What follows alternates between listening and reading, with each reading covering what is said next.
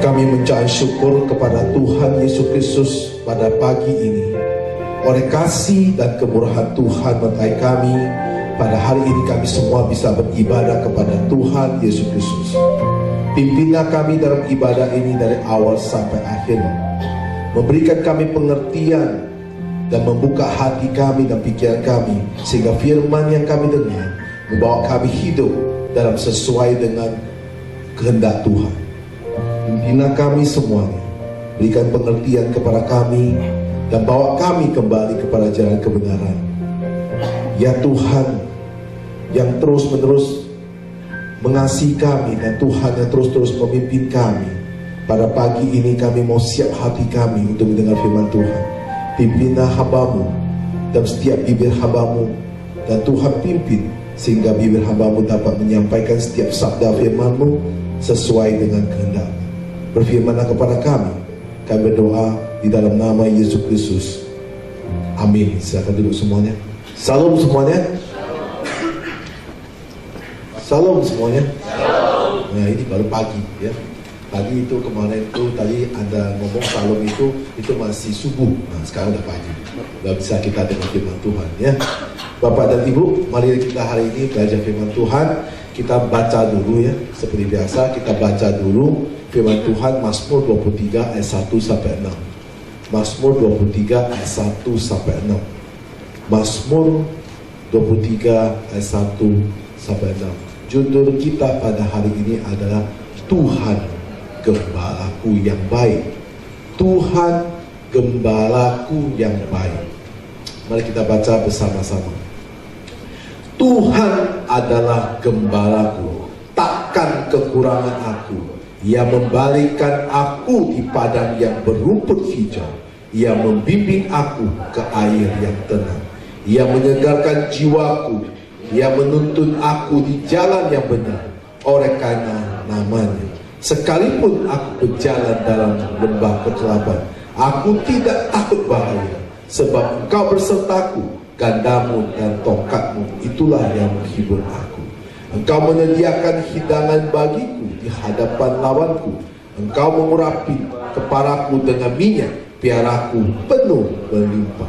Kebajikan dan kemurahan belaka akan mengikut aku seumur hidupku, dan aku akan diam dalam rumah Tuhan sepanjang masa. Amin. Bapak dan Ibu, kita sudah sering dengar firman Tuhan ini. Bahkan setiap tahun kita dengar, dan kita juga banyak sekali pendeta khotbah dengan Mazmur 23. Tapi hari ini kita akan ulang lagi untuk mendengar daripada kebenaran firman Tuhan, yaitu dalam Mazmur 23. Tetapi hari ini kita akan melihat dengan visi atau versi yang berbeda, ya, dengan versi yang berbeda. Nah, saudara-saudara, saya akan mulai bukan daripada firman Tuhan ini dulu. Saya akan mulai dari kehidupan manusia. Nah, kita akan mulai kehidupan manusia. Karena kehidupan manusia itu ketika kita mulai, baru kita bisa masuk ke dalam firman yang dimanakan namanya Tuhan Gembalaku. Nah, karena manusia itu unik. Anda merasa nggak manusia itu unik? Aneh. Unik dan aneh. Kamu lihat, tingkah laku kita kadang-kadang itu agak sedikit aneh. Ya. Kadang-kadang manusia utuh, kadang-kadang agak sedikit, ya, agak lucu dikit tuh. Yang suka panjat pohon itu apa nih? Apa itu? Nah, ya kira-kira begitu lah. Ya, agak lucu-lucu dia kadang-kadang ya, agak unik. Nah, saudara-saudara, nah kita akan mulaikan dari kehidupan manusia. Yang unik saya katakan adalah dosa, problem yang besar, yaitu manusia dalam kehidupan. Dosa yang paling besar, problem yang paling besar dibuat manusia dalam kehidupan. Kita lihat cara hidup manusia dulu. Kita tinggal di Jakarta. Ada orang tinggal di Surabaya, Medan, ya, Semarang, Kalimantan, Ujung Pandang, ya, Singapura, Hong Kong, Cina, Australia, Amerika. Manusia itu sama atau tidak? Sama manusia, cuma berbeda kebudayaannya, berbeda pemerintahannya, berbeda apa lingkungannya, tetapi manusia tetap sama. Manusia itu semua itu butuh makan, betul? Butuh makan, butuh minum, butuh pakaian. Di mana negara manusia tidak berpakaian? Nah, ada kan daya ya, berpakaian di Irin saya juga ada kan. Tapi itu juga dia butuh makan, dia butuh minum, betul? Manusia di mana-mana sama, ada lahir, ada mati. Ada dari kecil dia harus sekolah, kemudian nanti dia remaja, kemudian nanti dia menikah, kemudian dia tua dan mati, ya. Nah, saudara-saudara, ketika kita melihat manusia di mana-mana sama, tetapi yang berbeda ketika kita tarik manusia itu di dalam Alkitab, maka manusia itu ditekankan oleh kita untuk belajar kebenaran. Nah, ini ketika manusia di mana-mana sama, cuma hidupnya berbeda, cara hidupnya dan kebutuhan manusia itu di dalam setiap negara berbeda, setiap daerah berbeda. Tetapi ketika manusia itu semua itu adalah membuat dosa, permasalahan paling banyak. Ketika hari ini kita tarik manusia ke dalam Alkitab, maka yang ditekankan Alkitab itu adalah manusia itu harus hidup kebenaran. Nah, kembali. Sekarang kita bicara kehidupan. Nah, hidup sekarang ini. Coba Bapak pikirkan hidup sekarang. Apa yang saudara alami sekarang ini? 1 tahun lalu? 1 bulan yang lalu? Apa yang lalu? Nah, saudara, kok saudara memikirkan 1 tahun yang lalu, 1 bulan yang lalu? Adakah Anda menjadi jembatan untuk antara Anda dengan Tuhan? Ada apa itu? Coba kita renungkan dulu. Kadang-kadang kita belum tentu ada, tapi mungkin ada. Nah, coba kita renungkan. Nah, saudara-saudara, karena setiap orang mempunyai hidup atau mempunyai kehidupan yang problemnya hampir semua itu sama dalam setiap negara. Kehidupan setiap manusia dalam setiap negara maupun setiap di mana, mau Medan, mau Jakarta, hampir sama. Contohnya, ya, anak kecil hidupnya apa? Main, betul? Ya, anak kecil minta, anak kecil yang usia 1 sampai 10 tahun, papa saya mau kawinnya. Nggak mungkin kan? Anak kecil usianya adalah main, nggak pikir apa-apa. Nah, kalau remaja, apa tugasnya? Kerjanya apa? Kalau sudah remaja, mereka punya kerjaan cuma 2. Satu apa? Apa? Nah, ini tahu. Sibuk cari pacar dan cari kerja. Benar? Ya, kalau remaja sibuk cari apa? Pacar dan tuh lihat yang remaja ngomong pacar ini, ngomong gosip itu aja. Terus kemudian kerja ini, kerja. Benar? Nah, kayak usia seperti saya, itu tugasnya apa? Hah? Usaha dan rumah tangga, ya. Usaha dan rumah tangga. Ya. Biasa tugas seperti ini adalah usaha dan rumah tangga. Yang dikerjakan usaha mampan dan rumah tangga. Kalau usaha udah mantap, udah mampan, rumah tangga udah mampan, nah mulai silakan yang ini ya. Nah, saudara-saudara, ketika orang hidup, ya, kan saya bilang yang muda dan yang usia seperti saya, yang tua pikir apa? Hah? Yang tua pikir apa? Hah? Pikir kubur di mana? Kubur di mana nanti? Mungkin ya kalau kasih usia kan saya, kalau yang tua-tua tuh janjian, kubur mana cocok aku ini? Ya pikir kubur mana? Mungkin ya, saya nggak tahu. Saya belum sampai usia tua itu, ya saya pikir belum sampai sana. Nah, tunggu kamu sudah saya apeng dulu, apakah pikir ke sana? Nggak tahu nggak? Saya mau tanya dulu. Saya perlu ditanya karena usia seperti apeng kan, usia seperti gini kan biasanya kan apa yang dicarinya? Nah, saya masih belum sampai sana, jadi masih perlu aku renungkan lagi. Karena saya nggak bisa khotbah sampai sana, usia saya masih belum sampai sana. Nah, saya nggak boleh andai-andai. Nah, saudara, ketika semua manusia dimanapun dia ada, ya, ketika dia sulit, nah, ya, ketika manusia itu sulit, pasti mereka bertanya, Tuhan, kapan tolong saya? Benar? Ketika manusia sulit, dia tanya, Tuhan, kapan tolong saya? Hidup manusia ketika bisa teriak, kapan Tuhan tolong saya, itu manusia itu hidup dalam keadaan yang sangat-sangat sulit. Pasti akan teriak itu. Kedua, hidup manusia keadaan sakit, gak sembuh-sembuh, pasti akan tanya itu. Benar? Tuhan, kapan tolong saya? Nah, saudara-saudara, berarti semua manusia itu mengalami hidup yang seperti ini. Baik dia kaya, baik dia miskin, baik dia muda, dia tua, dia akan menanya, kapan Tuhan tolong saya? Ketika manusia itu menghadapi sangat sulit, ketika manusia menghadapi penyakit yang tidak sembuh-sembuh, nah, kau pasti akan tanya, Tuhan, kapan tolong saya? Jawabannya apa? Jawaban adalah saya menarik kepada Alkitab pada Kejadian pertama.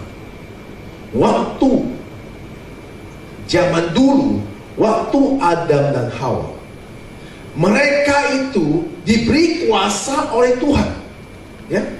Maka Tuhan sangat memberkati Adam dan Hawa, sehingga mereka punya dunia, ada dunia yang damai sejahtera.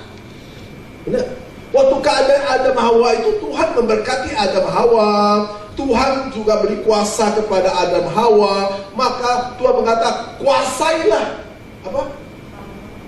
Tanaman, kuasailah binatang, segala punyaku engkau kuasai. Benar? Tuhan berfirman kepada Adam dan Hawa.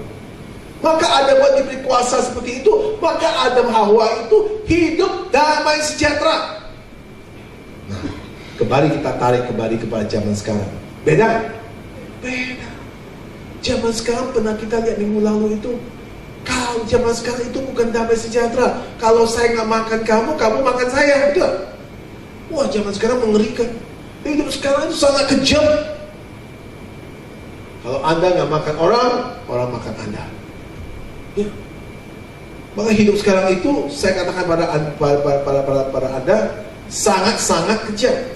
Karena waktu Adam dan Hawa, mereka itu hidup damai sejahtera. Tuhan cuma memesan satu aja, tidak boleh makan buah. Pohon ini punya buah, kamu jangan makan. Itu cuma pesan satu aja. Sekarang, Tuhan pesan itu berapa? 10 perintah Allah, tambah 2 lagi dari Yesus yang memberikan hukumnya, yaitu apa? Kasihlah samamu dan kasihlah musuhmu. Dalam 10 perintah Allah. Ya, nah, saudara, ketika kita tahu seperti itu sampai sekarang, bahwa hidup Adam dan Hawa itu juga sangat sukacita, sangat damai sejahtera. Tuhan cuma memesan tidak boleh makan buah terlarang. Tetapi ketika Adam dan Hawa memakan buah terlarang ini, apa yang terjadi? Apa yang terjadi? Maka ketika Adam dan Hawa makan buah terlarang itu, sejak itu mereka tahu malu. Ya, Adam Hawa tahu malu. Maka karena mereka tahu malu, kenapa? Karena dulu mereka teranjang, tapi mereka nggak tahu dia teranjang. Ya, Adam Hawa itu teranjang, tapi dia nggak tahu dia teranjang. Kenapa nggak tahu teranjang? Karena ada kemuliaan Allah menyertai mereka. Ketika dia makan buah terlarang, yaitu buah yang diperintahkan Tuhan tidak boleh makan, ketika dia makan, maka kemuliaan Allah itu hilang. Ya, kemuliaan Allah hilang, maka dia tahu malu. Dia tahu malu. Tapi sekarang punya orang nggak tahu malu ya, tahu nggak? Nggak tahu malu sekarang. Ya, orang dulu tahu malu, sekarang nggak tahu malu. Udah terang-terang nipu, masih sombong. Udah terang-terang menjadi perempuan yang mengambil suami orang, masih galak. Oh iya,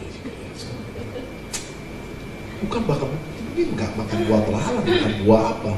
Ya, buah semanggi gitu. Nah, buah apa makan sampai sekejam gitu? Nah, saudara-saudara, ketika Adam Hawa itu makan buah terlarang, maka kemuliaan Allah itu ditarik. Sehingga Dia tahu dia terancam, maka dia malu karena matanya terbuka. Matanya sudah terbuka, sehingga dia melihat bahwa dia tahu melihat keadaan seutuhnya.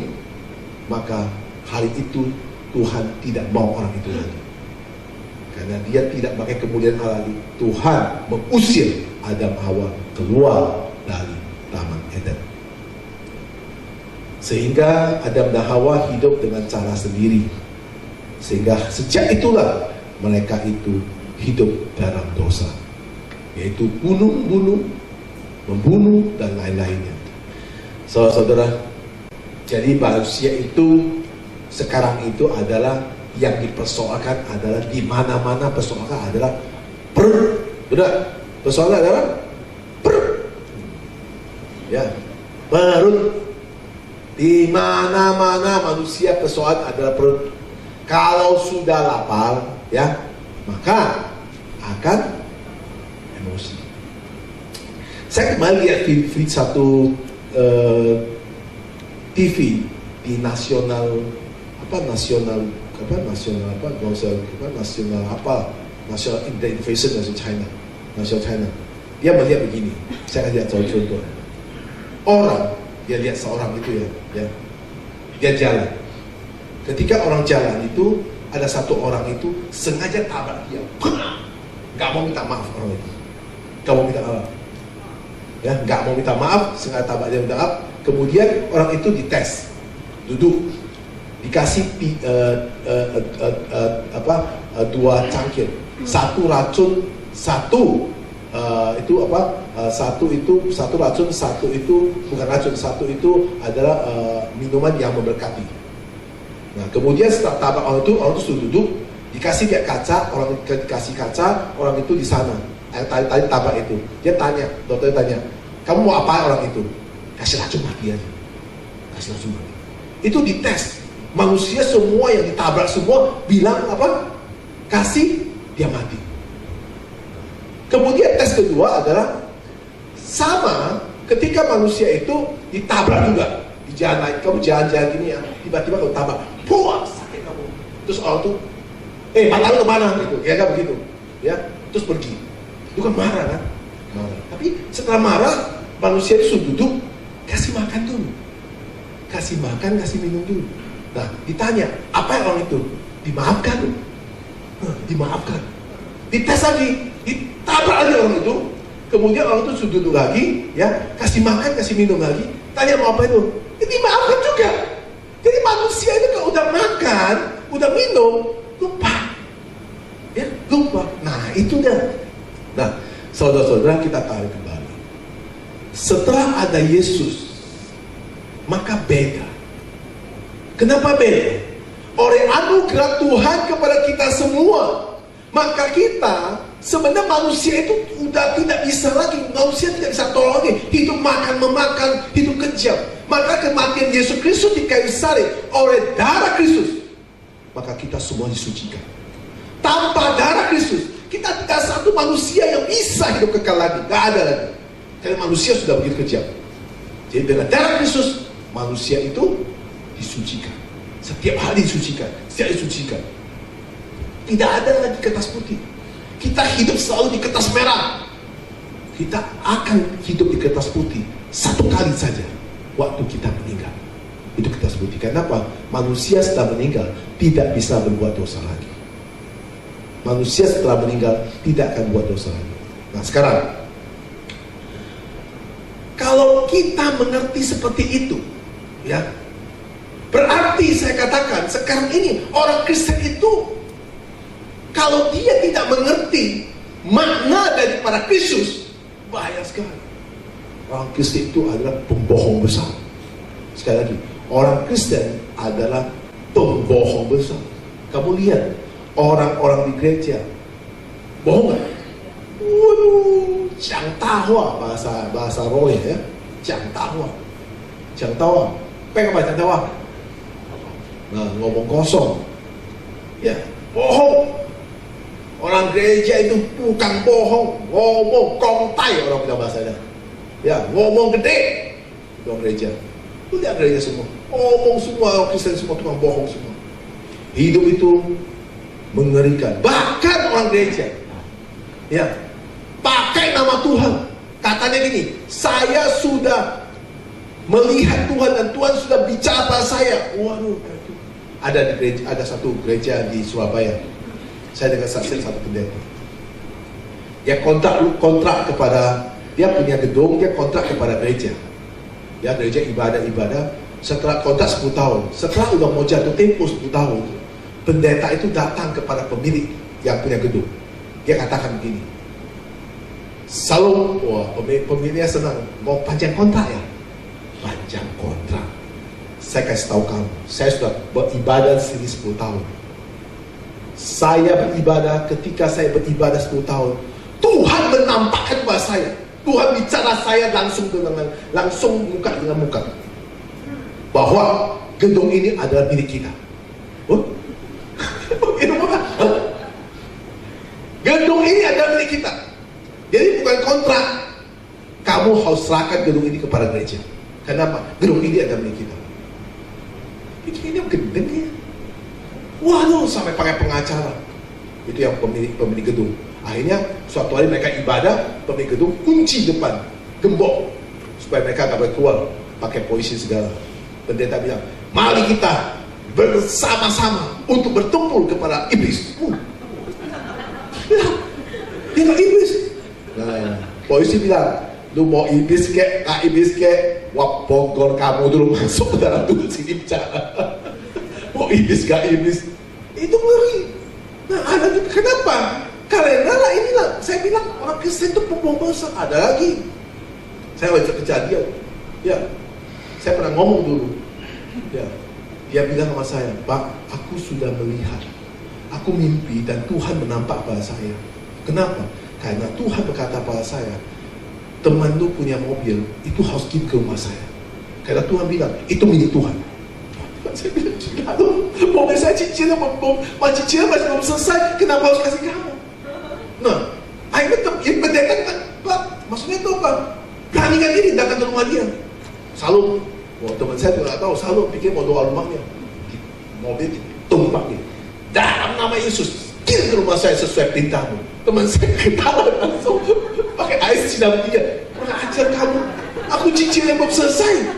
Cicil kok masa setahun, masih kok cicil 5 tahun, 4 tahun sih. Apa sama kamu cicil? Kurang ajar lu, siram banget. Dia bilang, kamu siram saya, nanti kamu akan rumah kamu dibanjir dengan banjir hujan. Sampai sekarang gak banjir, bahkan pendeta rumah boleh kena banjir habis semua. Nah, orang gila sekarang, gila. Nah, saudara-saudara, gila, saya bilang gila. Kenapa saya bilang gila? Pakai nama Tuhan. Nah, kita lihat dalam keluarga. Dalam keluarga mengerikan, ya. Sekarang dalam keluarga itu juga anak, ya, tidak mempeduli orang tua, sikat orang tua, ya. Karena ngeri sekali dalam keluarga juga kita anak-anak semua itu tidak peduli, mau mati orang tua kamu dibiarkanlah disikat sekarang. Di gereja lagi, waduh tambah ngeri gereja ini. Ya, gereja mengeri. Maka gereja ini untung. Gereja ini syukur, gak ada duitnya. Untung banyak, saya bersyukur pada Tuhan, puji Tuhan, gereja gak ada. Kok ada duit, pertama-tama saya pasti susah. Ya kasih gua makan, kasih racun pun gak tahu. Waduh, saya bersyukur Tuhan, kenapa puji Tuhan gereja gak ada duit. Puji Tuhan, orang gereja kan mau duit, untung gak ada duit. Kenapa? Maka saya safety. Di mana-mana makan, orang gak boleh ngomong sama saya. Dulu pendeta saya kemana makan, harus pakai topi kacamata hitam. Karena takut ngomong orang kan. Ya, saya pakai mobil bagus pun di sini. Saya pakai mobil bagus, saya pakai cincin bagus, saya pakai jam bagus, saya pakai habis. Kenapa gak boleh ngomong? Karena mereka gereja gak ada duit. Coba gereja kaya. Waduh, sulit loh. Sulit. Saya duduk mau makan apa di Imperium makan aja. Saya makan Imperium Baginda aja. Lihat tuh, nggak tahu diri tuh. Gua kasih persembahan dia cepat makan sana. Gua makan pakai topi, mata hitam, orang tutup masuk itu. Pendeta saya gitu. Nah pendeta saya dulu juga kalau mau makan cari malam hari baru keluar. Siang nggak boleh keluar karena nggak boleh itu dia bilang. Siang aku harus belajar firman Tuhan. Kalau mau ke puasa malam jam 9. Aku udah ngantuk Pak Pendeta. Ya apa jam 9 ya pakai topi pakai kacamata. Aduh kasihan. Kan gereja kaya. Bersyukur gereja kayak gini. Bersyukur. Jadi kita makan lu berani ngomong. Wah, itu seneng loh. Jadi bisa bangga loh. Bangga ke Singapura, mau kemana, saya jajan ya ke mall. Jemaat ketemu saya, ngapain tuh? Saya masih minta dia, ngapain tuh sini? Lu bisa kesini ngambil semangat. Oh, jemaat akal. Jadi ini kebalik. Jemaat ketemu saya semua pakai topi. Kebalik. Ini puji Tuhan. Saya senang banget gereja ini. Kenapa? Ya kan jemaat ketemu saya bukan saya kacamata, pakai kacamata hitam, pakai topi. Ini jemaat. Pasen. Jangan kita masuk lagi, jangan masuk. Padahal mau makan itu restoran, jangan masuk lagi. Kita kelihatan makan warteg itu supaya kita miskin. Puji Tuhan. Maka miskin dulu kamu. Oke, kita kembali konsep. Nah, kalau kita kembali konsep yang tadi kita baca, Tuhan Gembala. Nah, konsep mengenai Tuhan itu harus jelas. Kenapa saya bilang? Kalau kita bayangkan Tuhan Gembala itu, berarti segala sesuatu dalam dunia ini adalah milik Tuhan. Ya, segala sesuatu adalah milik Tuhan. Sekarang kita katakan sebelum kita mulaikan terus lagi, sekarang itu mengerikan apa? Mengenai apa? Bukan aja kita bicara masalah untuk orang gereja, bukan bicara kehidupan. Sekarang masalah makan pun sangat mengerikan. Contoh, kau pernah lihat nggak? Ya, ayam itu sudah lapor DPRD. Ayam yang di kampung semua sudah bicara sama satu ketua RT. Ayam itu sudah lapor ke DPRD, mau demo. Kenapa? Karena telurnya dipasui. Telur ayam dipasui, ayam bilang, waduh, saya betul setengah mati, kamu kenapa pasui telur saya? Maka ayam lapor ke DPRD, itu sudah mau demo. Bukan Jokowi yang mau demo, ayam mau demo. Sapi pun susunya dipasui. Lu coba bayangin, susu pun dipasui. Sapi itu udah setengah mati di pres, kamu masih mau dipasui. Ada korban setengah mati, masih mau demo dia. Kembali bicara, mau demo, atau kapan ya kumpul semua ayam. Demo. Dia bilang, ya mengenai apa? Yang tempat kesehatan itu, kenapa sudah dia semua dia dipasui. Nah, saudara, ketika Daud menulis Mazmur 23 ini, ya, kenapa maksudnya Tuhanlah Gembalaku? Ketika Daud menulis satu kalimat Tuhan Gembala yang baik, satu kalimat ini, Daud itu begitu katakan satu kata, seluruh orang Israel mengerti apa yang dimaksudkan Daud. Betul? Seluruh orang Israel mengerti apa yang dimaksud Daud. Karena di dalam budaya Israel, ya, kalau kita bicara gembala, semua orang tahu. Karena orang Israel itu semua hampir budaya mereka ada pengembalaan, yaitu mengembalakan domba-domba. Ketika bicara Tuhan mengembala, mereka mengerti bagaimana mereka mengembalakan domba-dombanya di padang gurun yang begitu keren. Mereka ngerti semua. Itu budaya orang Israel. Maka ketika tulis Tuhan Gembala, semua orang Israel tahu. Tapi kalau orang Indonesia mana tahu? Tuhan Gembala, saudara tidak pernah mengembala. Saudara tidak pernah mengembalakan kambing domba, saudara tidak mengerti. Tapi kalau saya tanya saudara, ya, kalau saudara mau cuci baju, pakai deterjen apa? Apa? Nah, soalnya sekali lagi, gak usah tanya. Padahal lu beli di toko itu, Pak, saya mau Linso dikasih Bino, kamu juga ambil kan? Nah, itu budaya. Nah, saudara kedua saya mau tanya, saudara mau minum air, beli apa? Gua. Itu sudah budaya. Ya, saudara mau minum anggur, udah tahu, orang tua, udah. Itu orang yang ciptakan itu, dia turun menurun sampai ke tanah budaya itu, seperti Daud. Kalau bicara Tuhan Gembala, satu Israel mengerti apa yang maksud Daud. Kalau kita bicara, ayo baju cuci pakai deterjen, semua orang tahu. Ke pasar, beli apa? Linso. Saya mau minum, semua orang tahu apa? Aqua. Itu sudah budaya. Kalau saudara bisa ciptakan budaya itu, waduh, turun menurun saudara. Keluarga kamu sampai cucu cici kamu itu semua kaya. Usaha nggak perlu tipu, ya. Kamu bilang aja satu aja, Linso, siapa nggak tahu. Sampai kampung-kampung orang mau cuci gigi punya, ya. Dia bukan bilang odol, dia bilang Pepsodent, benar. Nggak tahu dari apa, pokoknya Pepsodent, Pak, saya mau Pak, pagi-pagi saya mesti pakai pesolen. Pakai pesolen ngapain? Karena cuci gigi. Kamu tahu, itu tertanam, itu budaya. Nah, sekarang kita kembali. Ya, saudara-saudara, Daud adalah gembala yang jelas. Daud menjelaskan dengan gembala itu jelas. Kenapa? Karena ketika Daud mengatakan Tuhanlah gembala, berarti Daud menganggap dia itu domba. Daud begitu anggap dia domba. Kenapa? Karena domba itu sangat lemah. Domba pertama, kau lihat domba ya. Pertama domba ada tanduknya. Tanduk domba itu enggak tajam. Ya, kambing tajam. Domba tanduknya enggak tajam. Kedua, mata dari domba itu enggak jelas. Yaitu apa? Labu-labu. Kemudian domba juga gak tahu jalan, sering tersesat, gak tahu jalan pulang dia.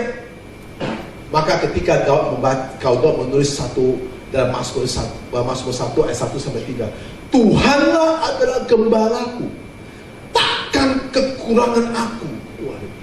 Kalau Tuhan adalah pemimpin aku, Tuhanlah yang memimpin aku, maka saya sebagai domba tidak akan kekurangan apapun, karena ada gembala yang selalu menaungi aku. Wah, itu Daud begitu luar biasa di sini.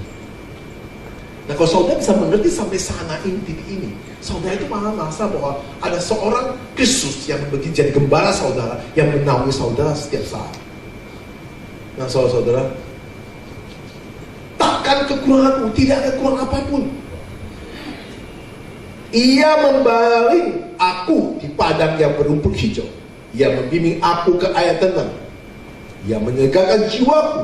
Ia menuntun aku di jalan yang benar oleh karena namanya. Waduh, ketiga ini kalau kamu bisa renungkan baik-baik firman ini. Waduh, saudara, merasa satu safe, satu protection oleh Tuhan kepada Anda luar biasa. Seperti waktu Adam dan Hawa di Padang Eden. Enak. Maka ketika kita jatuh dalam dosa, kemudian Allah tarik sehingga Anda hidup kerabakan, tidak ada pagar lagi. Selama kita dalam pagar, ya, ada pagar, yaitu ada kemuliaan Tuhan menyertai kita, maka kita hidup dalam pengembalaan oleh Kristus. Tapi ketika Anda jatuh dalam dosa, pagar dicabut, maka Anda tidak ada protection lagi. Itu beda cuma itu aja. Jadi saudara-saudara, ketika Anda selalu pegang Kristus, selalu mengerti makna daripada prinsip-prinsip Alkitab, maka ada pengembalaan Kristus kepada saudara, dipagari, karena kemuliaan Allah selalu menyertai saudara.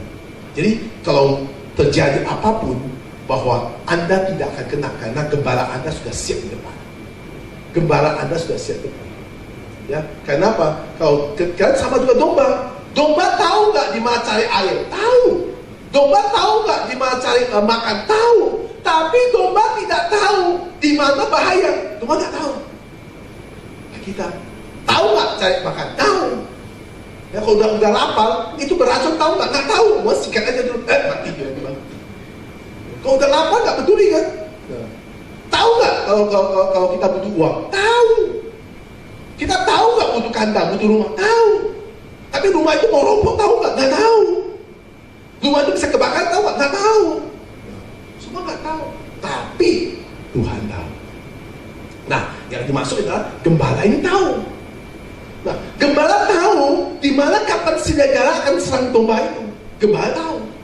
Domba nggak tahu asal makan, minum. Tapi dia nggak tahu kapan serigala. Serigala dari jauh sudah tahu di mana ada domba. Serigala tahu. Domba nggak tahu.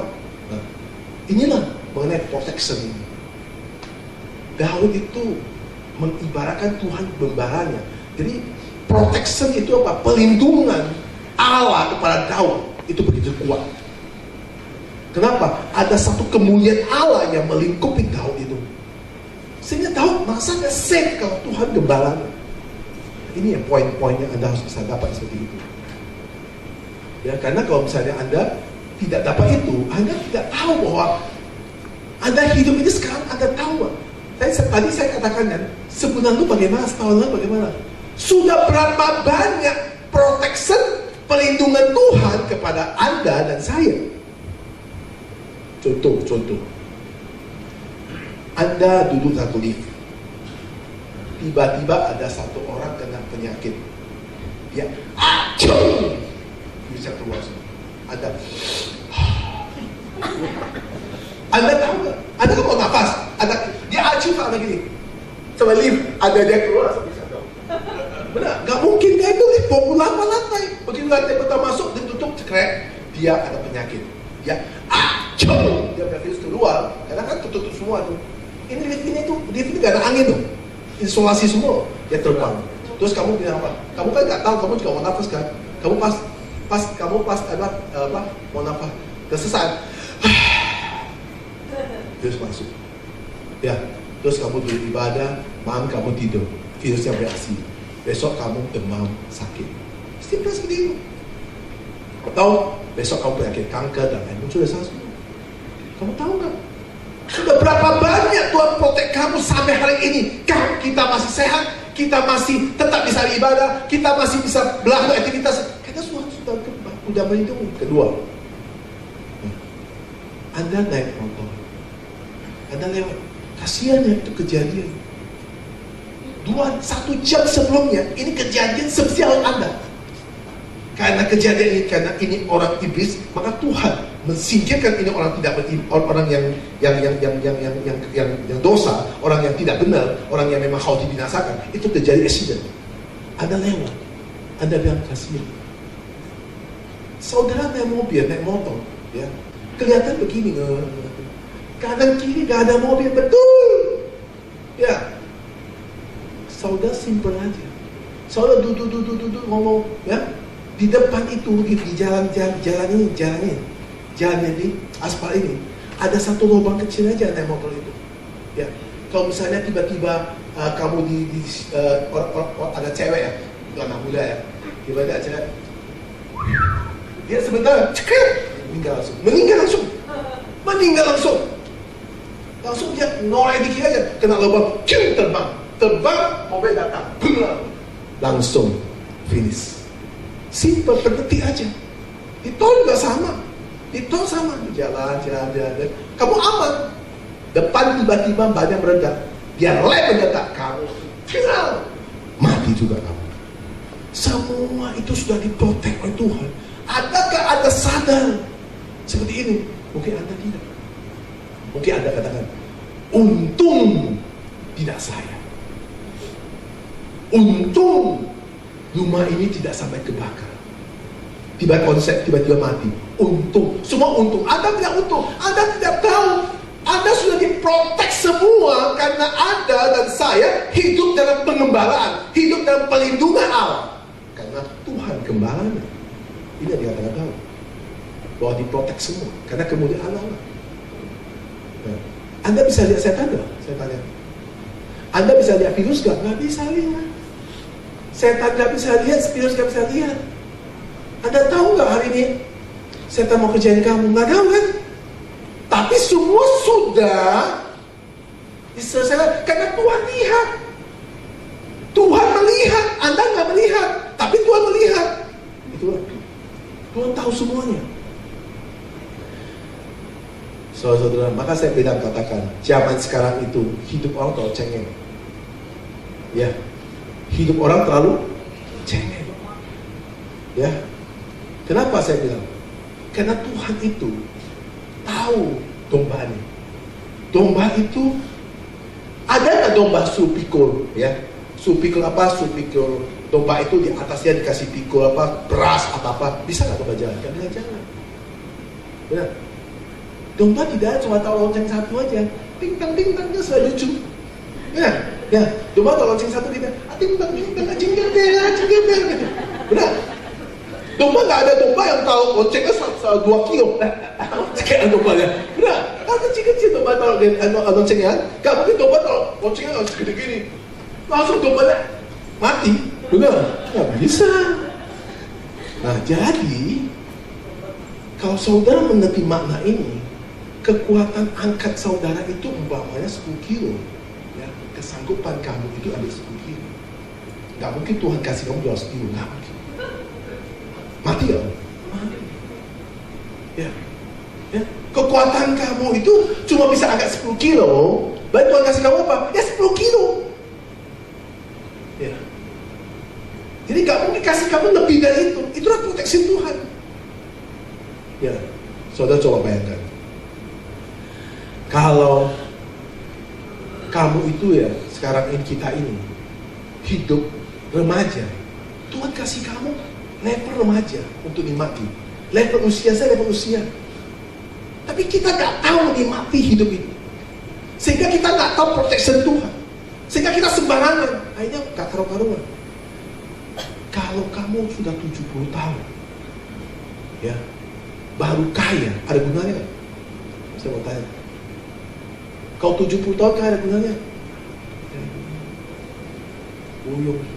Mau kaya sekarang, ya, bisa jalan-jalan, mau kemana bisa jalan, ya, mau naik pesawat, apa bisa. Saya ini sekarang pesawat, kalau ke Amerika mau kuat, ya, gak kuat, jauh, mau duduk sampai gini. Saya kok angkat sekarang 25 kilo gak kuat, capek misalnya. Dulu 50 kilo gak masalah. Tapi lucu, angkat istri 60 kilo bisa naik. Wah, itu aneh. Istri 60 kilo naik, takut dimarahin. Tapi gue malah 65 kilo gak bisa angkat. Nah saudara-saudara, kau 70 ngapain? Hidup makan bubur, kemana makan bubur untuk apa? Ya, saudara, kalau saudara tahu nggak, hari ini saudara sehat, itu semua anugerah Tuhan. Kalau saudara sehat, semua anugerah Tuhan. Ya, kalau sudah sakit, gak ada gunanya lagi, habis semua Bapak dan Ibu. Habis semuanya. Saya katakan pada Bapak dan Ibu, maka saya bilang, kita hidup ini, kenapa bisa harus mengerti Mazmur? Saya nggak bisa khotbah semua Mazmur. Saya khotbah itu perikop pertama aja ayat 1. Karena bagi saya khotbah semua itu banyak sesi. Kita hari khotbah cuma ayat pertama aja. Kalau saudara bisa mengerti itu ya, Tuhan adalah gembalaku, takkan kekurangan aku. Kata itu berarti kita butuh apa? Butuh nutrisi. Hidup itu kita butuh apa? Apa? Vitamin, nutrisi. Kalau kita nggak ada vitamin, nggak bisa. Ya, mana kita harus makan 5 sehat, apa? 5 sehat. 4 sehat 5 sempurna. 4 sehat 50 sempurna. Ikan ya, daging ya, sayur ya, apa? Kacang, susu kan. Harus makan 5. Supaya apa? Supaya nutrisi masuk, supaya kita fit. Ya. Sekarang aja aku makan vitamin juga di hari Pak Koba. Kalau enggak tenaga kau tuh kurang supaya saudara. Ya, karena saudara pakai kacamata hitam sama itu malam makan kenyang, saya bermakan. Jadi saya makan apa? Makan omega, makan apa? Saya supaya fit. Nah, butuh nutrisi. Nah, orang yang kurang tidur butuh minum apa? Keren apa? Apa tuh? Bilang itu krenteng apa? Katinteng. Supaya kuat. Nah, itu nutrisi. Nah, nutrisi. Nah, kenapa saudara-saudara? Kalau kita butuh nutrisi, maka kita kuat. Kita butuh nutrisi ekstra dalam hidup. Itu apa? Firman Allah. Firman Allah itu adalah nutrisi. Firman Allah adalah vitamin yang membawa kita hidup pulih, semangat kembali. Seperti yang dicatat oleh Yohanes 15 ayat 1-7 ya. Akulah pengusaha, kamulah adalah ranting-ranting, akulah pokok anggur. Pokok itu akan mensalurkan semua vitamin kepada ranting-rantingnya. Nah, ayat ke-7, jika firmanku ada di dalam aku dan aku ada di dalam, maka apa saja kau minta akan diberikan kepadamu. Kenapa? Karena kamu dapat intinya, dapat nutrisinya, dapat kontennya. Suami istri juga butuh nutrisi. Kalau nggak nutrisi nggak bisa sehat. Nah, saya mau tanya, suami istri butuh nutrisi apa? Amin, coba. Apa? Hah? Suami istri, kalau sudah menikah 10 tahun, 5 tahun, butuh vitamin apa? Apa? Kesehatan. Butuh vitamin apa? Masih dia butuh vitamin apa? Hah? Komunikasi. Siapa tahu? Anak. Anak itu merepotkan. Orang bule gak mau anak. Saudara tahu, suami istri butuh cuma satu. Dengan baik-baik punya istri yang punya suami. Satu apa? Bahasa Cungwen, ai, kasih. Istri tidak butuh semuanya, butuh kasih. Suami tidak butuh. Kasih itu membuat suami kamu kayak Superman, istri kamu kayak Superwoman. Kau punya kasih. Air. Ketika ada air pada hatinya, berbunga-bunga suami kamu. Ya, 3天没有吃没有问题。3 hari 3 malam tidak makan, tapi cinta dia dapat membara. Hari keempat meninggal. Ya, kasih, cinta. Cinta itu membuat dia membara. Ya, membuat apa? Saya bilang suami istri jangan. Cinta itu tidak boleh sampai terpendam. Vitamin yang paling kuat dalam rumah tangga ada cinta. Kok cinta di rumah tangga nggak ada lagi, itu rumah lu. Coba ya, yang baru pacaran jangan tanya. Ya, kalau dia lagi stres, lagi capek ya, kalau ditelepon pacarnya dia cintai, semangat, kayak strong, langsung casak ya. Itu cinta.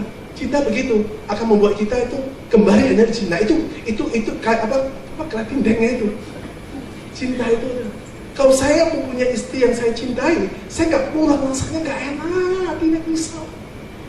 Nah, kalau kita cinta pada satu laki-laki atau laki-laki semuanya, kalau nggak lihat mukanya itu rasanya kayak mana? Kalau lihat mukanya enak menyebalkan ya. Tapi kalau lihat, aduh seneng gitu, seneng. Apa ya senyumnya seneng ya. Sudah jangan ngomong lah, kalau ngomong kita tabok dia gitu. Nah, saudara-saudara, cinta itu membara.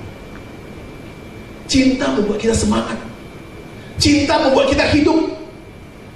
Manusia hidup paling bahagia, manusia hidup yang paling dinikmati ada cinta. Bukan cinta harus bisa, enggak. Cinta itu yang membuat kita. Cinta akan berubah hidup kita. Maka begitu Tuhan mencintai kita seperti ini. Nah, saudara-saudara, kalau saudara mengerti ini, maka rumah tangga itu tidak boleh tidak ada kasih. Kasih yang kita tahu di rumah tangga itu tahu satu, ai. Kalau bahasa Conggon itu satu ai kata itu di dalam rumah. Rumah itu anak sudah baca itu, suami pulang sudah baca itu, istri sudah baca itu. Kalau saya lihat satu budaya orang Chinese begitu, itu seperti itu. Itu harus ada. Itu hidup, itu nutrisinya seperti itu. Maka ketika kita mengerti hal itu, kalau nutrisi kita sebagai orang rohani apa? Itu Tuhan. Kenapa? Tuhan berkata, akulah gembalamu, takkan kamu kekurangan apapun, karena aku yang menggembala kamu. Di saat kamu gak punya, saya kasih. Di saat kamu lapar, saya berikan makan. Di saat kamu haus, aku berikan minum. Di saat kamu lemah, aku kuatkan. Itu yang kata firman Tuhan semua. Itulah nutrisinya Bapak dan Ibu. Coba saudara merenungkan sekali lagi ya. Ketika Anda sendirian, kan kita manusia kan saya unik. Anda bisa nggak ada masalah yang kau bisa ngomong istri? Nggak bisa. Ada masalah bisa ngomong suami? Nggak bisa. Ada masalah nggak bisa ngomong sama orang. Nah, bagaimana? Ya, stres deh. Karena sering kita itu merenung ya, seperti orang apa? Seperti orang yang melamun, seperti orang yang apa? Sedih, seperti orang yang hatinya gelisah, seperti orang yang hatinya risau. Karena ada hati tekan, tidak bisa ngomong sama istri, tidak bisa ngomong sama suami, tidak bisa ngomong sama teman-teman. Yang tahu ada diri kamu, lu ngomong sama siapa? Nah ini kamu penting sekali. Maka ketika inilah kita kalau mengerti makna Tuhan adalah gembala, nyanyi ke aku gitu, ke aku ya kayak gini. Aku nggak mau ngomong sama nggak mau sama saya nyanyi. Tuhan adalah gembalaku, takkan kekurangan aku. Ia membaringkan aku di padang yang berumput hijau. Ia membimbingku ke air yang tenang. Ia menyegarkan jiwaku.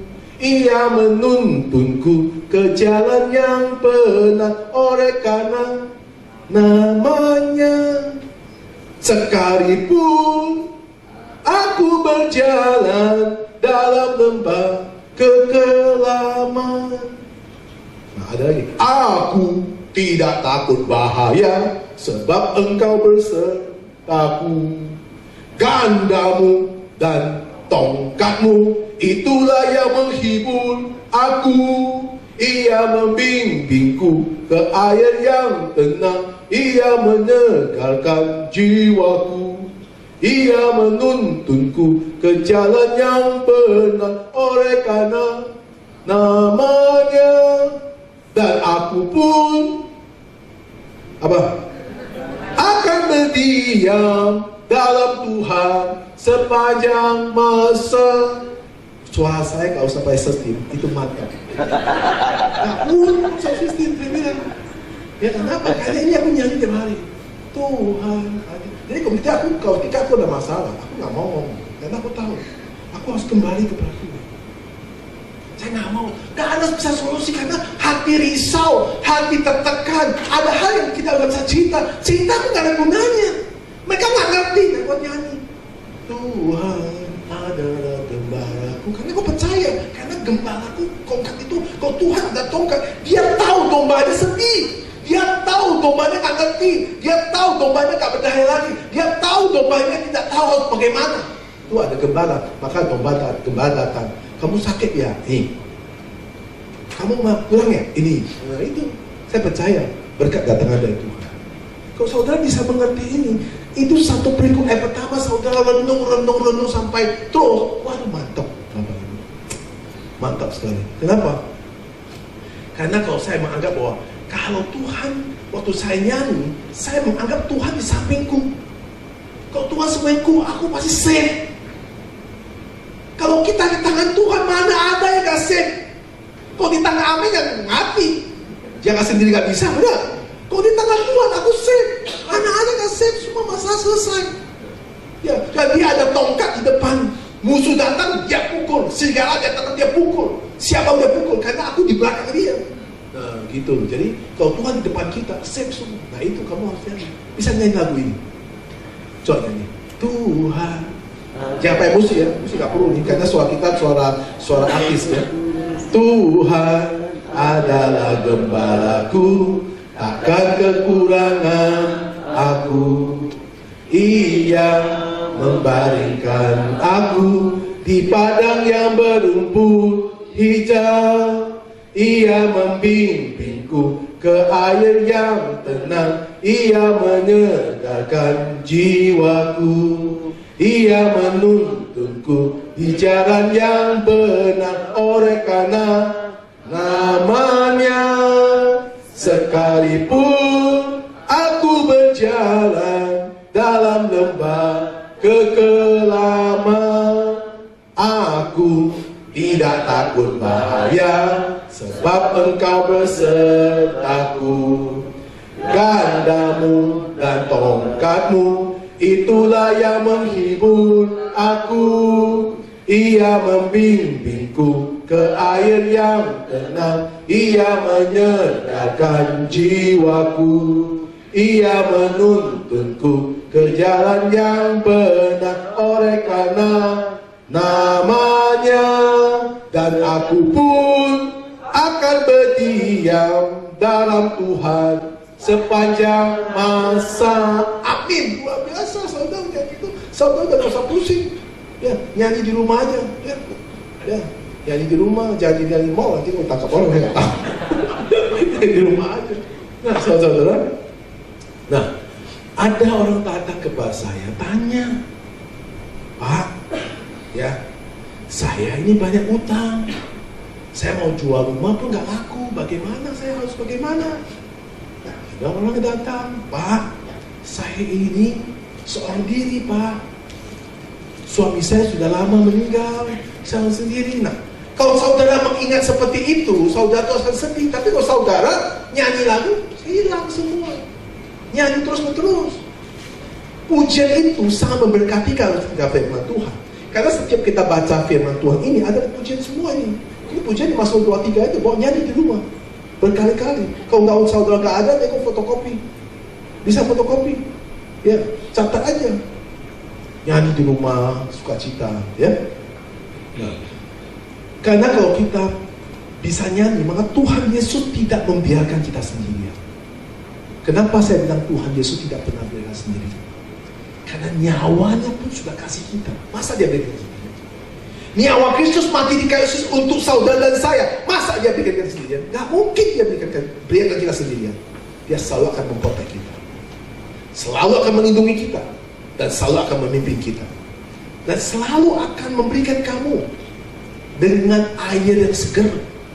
Jasmani rohani kamu penuh dengan sukacita. Amin. Mari kita berdoa. Kami bersyukur kepada Tuhan, dan kami percaya Engkaulah Tuhan adalah gembalakan kami. Ketika Engkau adalah gembalakan kami, pasti kami tidak akan kekurangan apapun, karena Engkau yang mencukupi dalam segala kehidupan kami sebagai umat manusia. Pimpinlah kami Tuhan,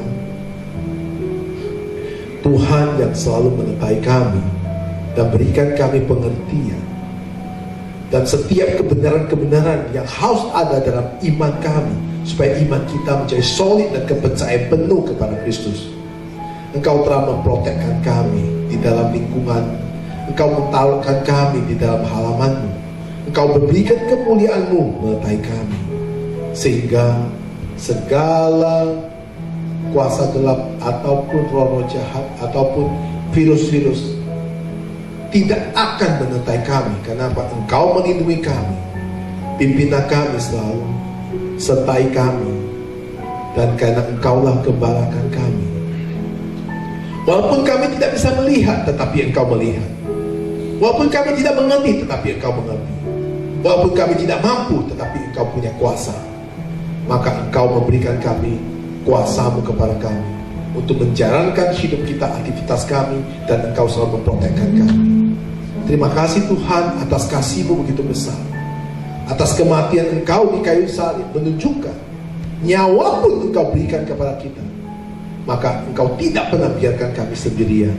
Engkau selalu memprotek kami, dan Engkau selalu melindungi kami. Pimpinlah hidup kami, dan selalu dalam naungan-Mu. Kami berdoa dalam nama Yesus Kristus. Amin. Terima kasih. Pada hari ini firman yang saya bisa sampaikan kepada Sobat Stasiun Pemirsa Bible TV ke Tuhan. Saya Pendeta Esentan dari Gereja Reform Karismatik. Kalau jika Sobat Prestasi dan Pemirsa Bible TV yang dikenal Tuhan mau beribadah dengan firman Tuhan, bisa datang ke gereja kami, Gereja Reform Karismatik yang berada di Apartemen Raguna, lantai 29, itu Jalan Pluit Raya Selatan, atau di Hotel Grand Asia, Jalan Bandengan Selatan, atau di Citra 2, Restoran Sari Rasa. Kira Tuhan yang berkati Sobat Prestasi dan Pemirsa Bible TV yang dikenal Tuhan.